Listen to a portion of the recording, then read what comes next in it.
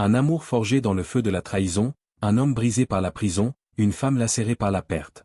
L'histoire de Nelson Mandela et Graça Machel n'est pas celle d'un conte de fées, mais d'une bataille contre les tempêtes de la vie. Imaginez un homme, sanctifié par le monde, mais rongé par les doutes, les cicatrices invisibles de 27 ans derrière les barreaux, trahi par des camarades qui ont vendu ses secrets pour survivre, accusé par des médias qui transformaient ses silences en scandale. Imaginez une femme, orpheline avant même sa naissance, veuve d'un président fauché par une mort mystérieuse, traînée dans la boue par des murmures qui la réduisaient à l'ombre d'hommes puissants. Leur union?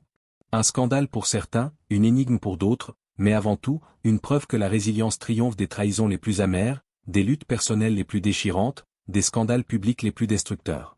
Voici l'histoire vraie de Nelson Mandela et Graça Machel, deux âmes marquées par la tristesse, unies par un amour qui a défié le monde. Avant de plonger dans ce récit qui vous fera vibrer, messieurs, vous qui avez connu les coups durs de la vie, likez cette vidéo, abonnez-vous à la chaîne et partagez-la avec ceux qui comprennent ce que signifie se relever après avoir été brisé.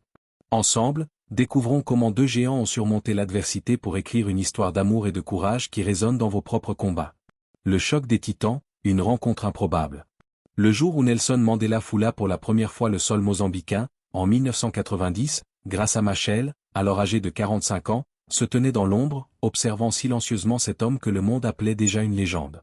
Mais ce qu'elle vit n'était pas le mythe, c'était un homme de 72 ans, usé par 27 années de prison, trahi par des proches qui avaient cédé sous la pression, marqué par les scandales qui avaient terni son nom avant même sa libération. Elle, une orpheline née dans la douleur, veuve du président Samora Machel, emportée par un crash aérien suspect en 1986, savait ce que signifiait porter le poids d'une vie brisée par la perte et les soupçons. Ce jour-là, aucun feu d'artifice n'éclata. Pas de regards enflammés, pas de promesses romantiques. Juste une reconnaissance mutuelle, un échange discret entre deux âmes qui comprenaient le coût du sacrifice. Pour vous, messieurs de plus de 60 ans, imaginez ceci, vous avez tout donné à votre jeunesse, votre santé, vos rêves pour une cause, une famille, un idéal. Et pourtant, la vie vous a repayé par des trahisons. Un ami qui vous tourne le dos, un scandale qui éclabousse votre nom, une lutte intérieure contre le doute ou l'alcool qui vous murmure d'abandonner. Mandela et Graça connaissaient ce fardeau. Lui, trahi par des camarades qui avaient dénoncé ses plans à l'apartheid, accusé par la presse d'être un terroriste. Elle, soupçonnée d'ambition politique après la mort de Samora, critiquée pour son indépendance dans un monde qui voulait la réduire à une veuve éplorée. Leur rencontre n'était pas un hasard, c'était le choc de deux âmes forgées dans l'adversité, prêtes à défier le monde ensemble. Graça Machel, une femme de fer née dans la douleur. Graça Simbine naquit en 1945 dans un Mozambique rural, sous le joug colonial portugais. Son père mourut 17 jours avant sa naissance, laissant une veuve et 6 enfants dans une misère écrasante. Orpheline avant d'ouvrir les yeux, Graça grandit avec la douleur comme compagne. Les écoles missionnaires catholiques, où elle fut envoyée, lui imposaient des barrières. Une fille noire, dans un monde colonial, n'avait pas le droit de rêver grand. Mais Graça refusa ce destin. À force de détermination, elle décrocha une bourse pour Lisbonne, apprenant le portugais, le français, l'allemand, l'espagnol, l'italien et son Xitsonga natal. Une trahison précoce la marqua, des camarades étudiants, jaloux de son succès, répandirent des rumeurs sur son intégrité, cherchant à la discréditer. Elle ne plia pas. Revenue au Mozambique, elle rejoignit le Frélimo, le mouvement de libération, enseignant le jour, conspirant la nuit pour l'indépendance. En 1975, à 30 ans, elle devint la première ministre de l'Éducation et de la Culture du Mozambique indépendant, un exploit dans un continent où les femmes étaient reléguées au silence. Scandale, des hommes politiques la qualifièrent d'arrogante, murmurant qu'une femme ne pouvait diriger avec une telle fermeté. Lutte personnelle, elle jonglait entre son rôle de ministre, de mère de 2 enfants, et d'épouse de Samora Machel, premier président du Mozambique. Résilience, sous son mandat, le taux de scolarisation passa de moins de 50% à 90% pour les garçons et 75% pour les filles. Elle ouvrit des écoles rurales, lança des campagnes d'alphabétisation, changeant des millions de vies. Mais la tragédie frappa en 1986, Samora mourut dans un crash aérien près de la frontière sud-africaine, un accident entouré de soupçons de sabotage. Veuve à 41 ans, Graça fut accusée par certains de profiter de la mort de son mari pour asseoir son pouvoir. Scandale public, les journaux mozambicains et sud-africains la dépeignirent comme une opportuniste. Lutte personnelle, elle pleura seule, luttant contre le chagrin et la solitude, tout en élevant ses enfants dans l'ombre d'un deuil national. Pour vous, messieurs, imaginez la douleur d'une perte aussi brutale. Peut-être avez-vous perdu un frère d'armes, un partenaire, une réputation. Peut-être avez-vous été accusé à tort, votre nom traîné dans la boue par des rumeurs. Graça connaissait cette blessure. Mais elle se releva, devenant une avocate mondiale pour les enfants et les réfugiés, rédigeant en 1996 un rapport révolutionnaire pour l'ONU sur les enfants dans les conflits armés. Récompensée par le Africa Prize en 1992, la médaille Nansen de l'ONU, et nommée dame par la reine Elisabeth II en 1997, elle prouva que la résilience triomphe des scandales et des trahisons. Nelson Mandela, l'homme derrière le mythe. Nelson Mandela, libéré en 1990 après 27 ans de prison, était déjà une icône mondiale. Mais derrière les acclamations, il portait des blessures profondes. Trahison, des camarades de l'ANC avaient livré ses secrets sous la torture, menant à son arrestation en 1962. Scandale, la presse de l'apartheid l'avait dépeint comme un terroriste, un label qui le suivit même après sa libération. Lutte personnelle. En prison, il luttait contre la tuberculose, la solitude, et la culpabilité de ne pas avoir été là pour ses enfants. À sa sortie, à 72 ans, il devint le premier président noir d'Afrique du Sud en 1994, mais ne servit qu'un mandat, hanté par le doute. Avait-il fait assez pour réparer un pays brisé? Ses nuits étaient agitées, ses rêves peuplés des camarades morts à Robben Island, des violences qu'il avait vues, des choix qu'il avait faits.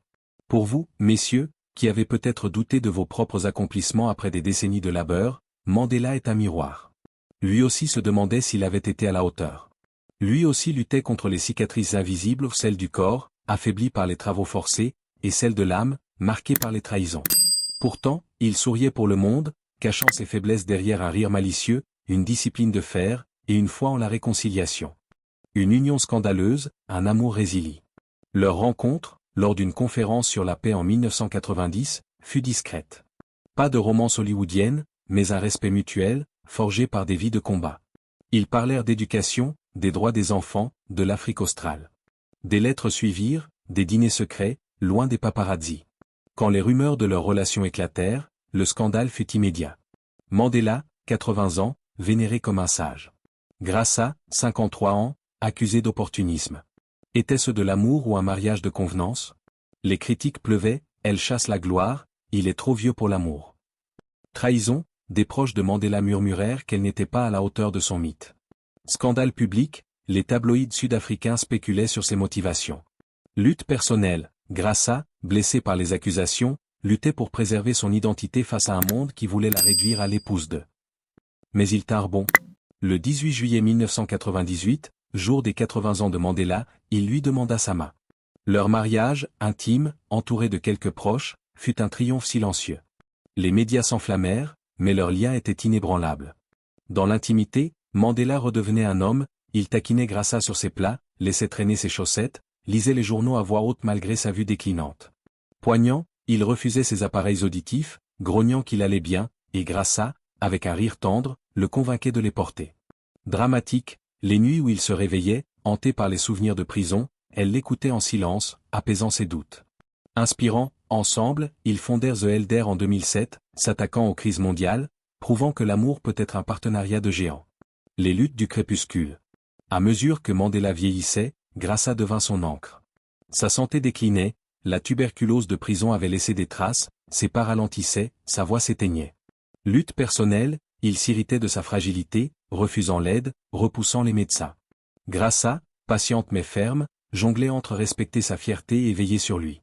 Scandale, en 2010, lors de la Coupe du Monde, des critiques murmurèrent qu'elle le contrôlait trop, notant sa main sur son bras lors de la cérémonie de clôture. Trahison, certains membres de la famille Mandela l'accusèrent de monopoliser son héritage. Poignant, Graça confia en 2009, la voix brisée, voir son étincelle s'éteindre, c'est comme perdre une partie de soi. Vous savez que c'est la vie, mais ça fait mal. Pour vous, messieurs, qui avez peut-être vu un proche s'affaiblir, qui avez senti le poids de l'âge ou de la maladie, ce moment résonne. Peut-être avez-vous été critiqué pour vos choix, accusé à tort, trahi par ceux que vous aimiez. Graça et Mandela ont traversé cela, prouvant que l'amour véritable persiste face aux tempêtes. Le 5 décembre 2013, Mandela s'éteignit à 95 ans, d'une pneumonie, chez lui à Johannesburg. Le monde pleura, Obama, des chefs d'État, des millions de Sud-Africains. Mais pour Graça, le deuil était intime. Poignant, elle se tenait près de son cercueil, digne, tandis que des dirigeants rivalisaient d'éloges pour un homme qu'ils connaissaient à peine. Elle pleurait l'homme qui griffonnait des mots tendres, qui riait de ses blagues maladroites, pas le mythe. Lutte personnelle, après sa mort, elle se retira, luttant contre le vide d'une maison trop silencieuse. Scandale, la presse la réduisit à la veuve de Mandela, ignorant son propre héritage. Résilience, elle brisa le silence des années plus tard, affirmant « Nelson n'était pas parfait. Il doutait, il luttait, mais il choisissait la bonté chaque jour. » Graça refusa de se laisser définir par son veuvage. À travers le Graça Machel Trust, elle bâtit des réseaux pour les femmes entrepreneurs, lutta pour la santé maternelle, mentora des activistes. Elle parla du climat, de l'éducation, de l'autonomisation des jeunes, prouvant que son histoire ne s'arrêtait pas à Mandela. Inspirant, en 2018, lors de la Nelson Mandela Annual Lecture, elle écouta Obama célébrer son mari, mais rappela au monde qu'elle était Graça Machel, ministre, humanitaire, leader.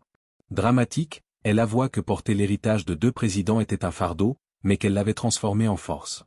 Un message pour vous, messieurs. Messieurs de plus de 60 ans, cette histoire est la vôtre. Vous avez connu la trahison, peut-être un collègue qui a pris votre place, un ami qui a répandu des rumeurs, une famille qui vous a tourné le dos. Vous avez vécu des scandales, réels ou fabriqués, qui ont sali votre nom. Vous avez lutté contre des démons ou le doute, la solitude, la peur de ne pas avoir assez fait. Nelson et Graça aussi. Leur résilience est un miroir. Mandela, trahi en prison, s'est relevé pour guider une nation. Graça, accusée et veuve, a transformé sa douleur en action mondiale. Leur amour, né dans le chaos, prouve que même au crépuscule de la vie, on peut triompher. Poignant, imaginez Graça, seul après la mort de Mandela, relisant ses lettres d'amour, pleurant l'homme, pas le mythe.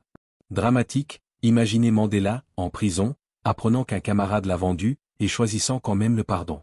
Inspirant, imaginez leur mariage, défiant les critiques, prouvant que l'amour peut être un refuge face aux tempêtes.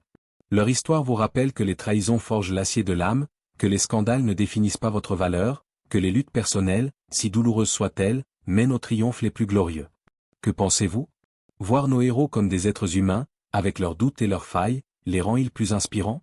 Partagez vos réflexions dans les commentaires, likez, abonnez-vous, et rejoignez-nous pour plus d'histoires qui célèbrent la résilience face à l'adversité.